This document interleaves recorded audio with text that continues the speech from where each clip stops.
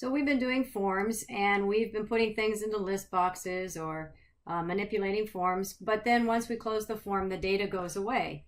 So this is a form, this is an example of what we're going to be creating. So if I were to use this form to capture greatest movies, it's not well labeled, but that was the intention. So my favorite movies, I put Jumanji, I'll put Flashdance, and so forth. And so the idea is once this application is closed, that data goes away. So wouldn't it be nice if we could save the data, and then I'm going to save it to a text file that's on my desktop and actually save those values. So here I'll be fave movies, something like that. I should save it as a TXT, and then we should save it so that if I then go into my desktop, I should have fave movies, and it saved those files for me. So that is what we're going to do in this particular video. I think also if we make a mistake, like let's say I put in School of Rock and I misspell it and I added it and I said, oh wait, I don't want to save that one. Double click on it will make it go away. So that's the goal of this particular video. So for the sake of time, I have already set up our form. I've created a text box that I've called text movie, and that's where you put in the movie. We have the list movies, so it's a list box, and I have two buttons. One that will, if you click on it, that'll add the movies to the list box, and then save will save it to do our open or save dialog box. So let's just see how that works. So first I'm going to put some code to this add button. The idea being user puts in a movie, we're going to add it to our list box. So let's just do that kind of as a refresher on manipulating data within our form.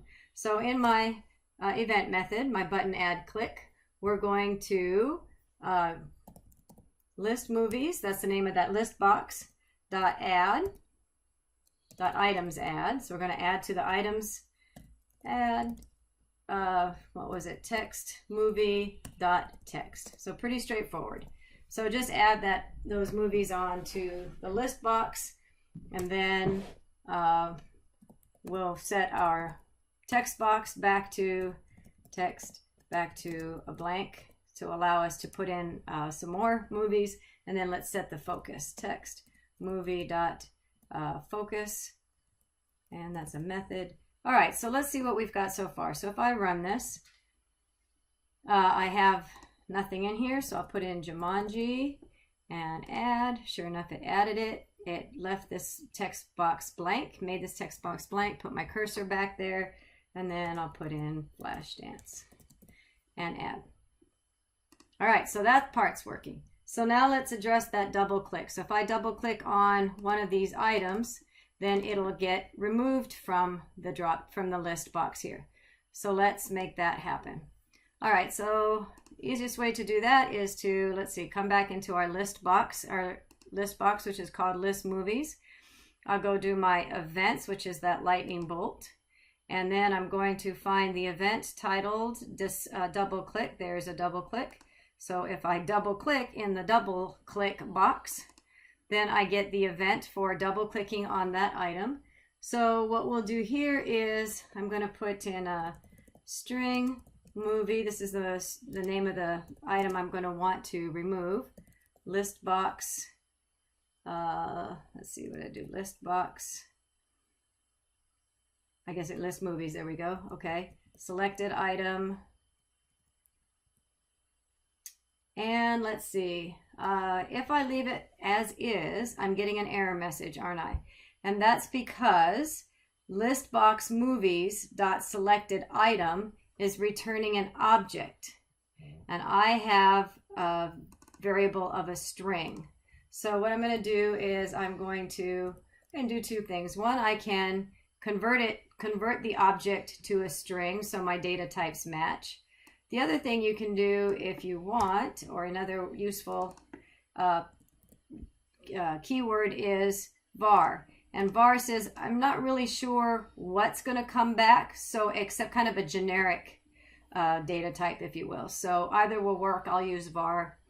And then this should do the trick. So double click, we're getting that selection, and then we're going to list movies dot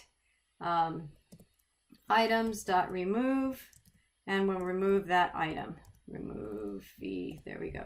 So let's see that in action. Make sure that that's all working right. Okay, so if I add a movie, Jumanji, and then let's just add another one just to be sure it's choosing the one I selected. Let's choose Jumanji, and sure enough, it goes away. So bonus. All right, so now we're at the point where we want to save whatever's in this list box to a text file. So how do we go about that? Well, let's see. I guess I should come in here. We're going to double click on the save button so that when that item is clicked, we have an event handler to handle the click event. All right, so the first thing we're going to do is, well, the easiest way to do it, I guess, come back into this form, even though I said I was not going to be in there. And we're going to, I'm going to find, it's listed in all Windows forms, but I just want to point it out in here. So I'm going to go to, of course, we have all forms, all Windows forms, so that's all of the things that we can slide onto our form. But this is also a summarized version.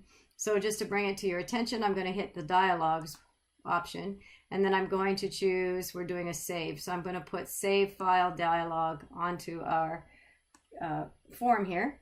And then doesn't seem to be on the form, but it comes down here into that component tray. So what we've done is we've really just created a save file dialog object, similar to doing equals new file dialog.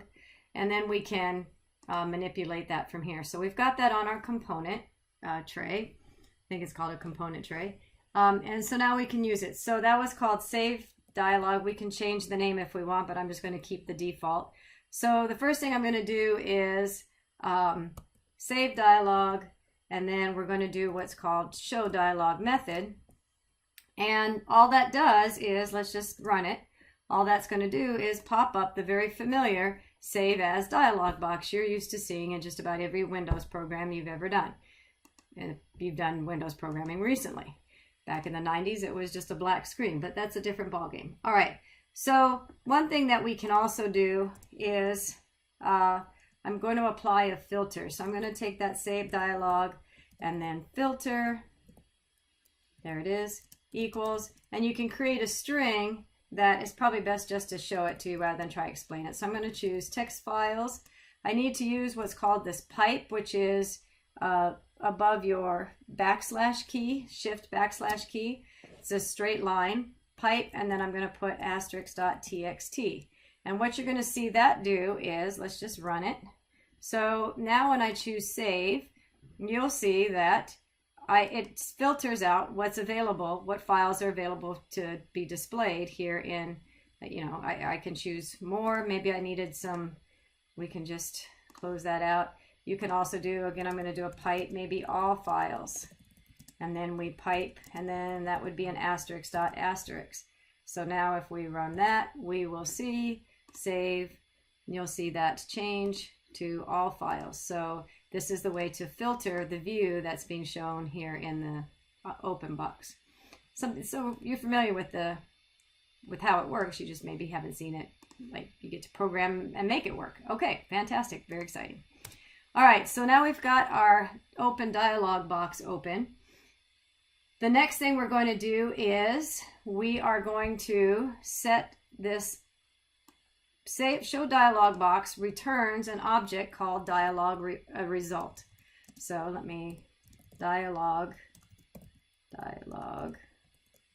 result, and I'm going to say LET equals. And the point here is that if you look at show dialog and you get the little drop down, you can see now this stuff is starting to look familiar to you. It says it's returning type dialog result. You can see that in the light green. And then common dialog, show dialog. So the point is that it's returning a result. And I'm going to capture that result here in this variable, meaning that, let's see what I can do with that.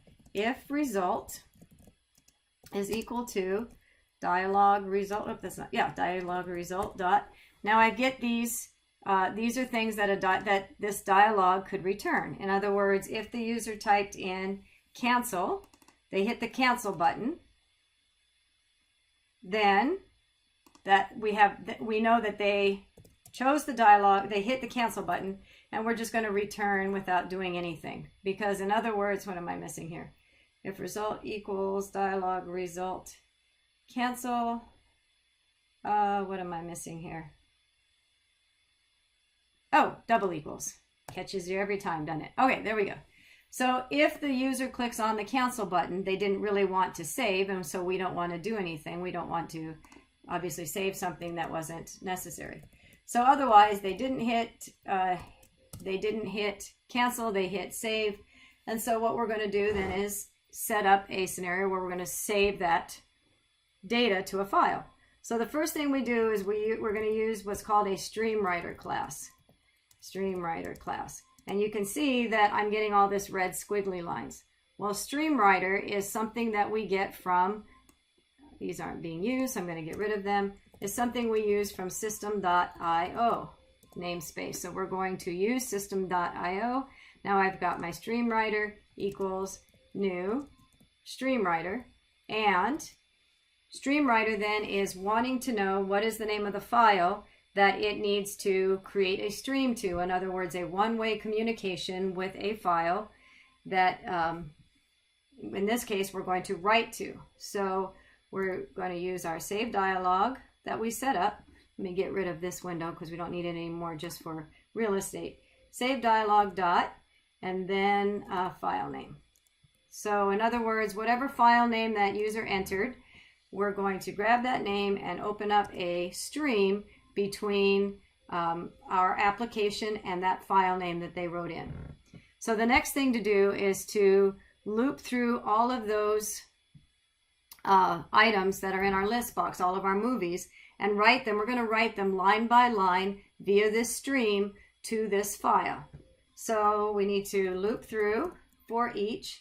I'm going to use that var again, movie in list box items, because again, items is returning an object, and so you can see list box object, and so therefore I'm going to just capture it in this generic data type.